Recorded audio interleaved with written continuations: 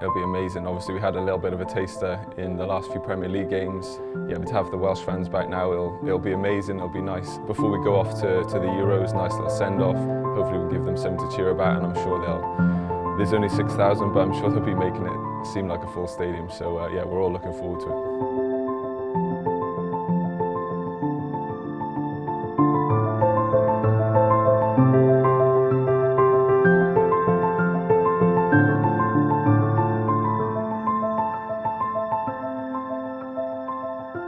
You just kind of miss the kind of the buzz it gives you. It's hard to kind of really get kind of your adrenaline going when there's no fans.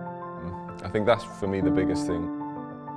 It's those things that make sport, make football. I think that interaction with the fans, and I think it's the way football needs to be played, and it feels a lot easier when they are there.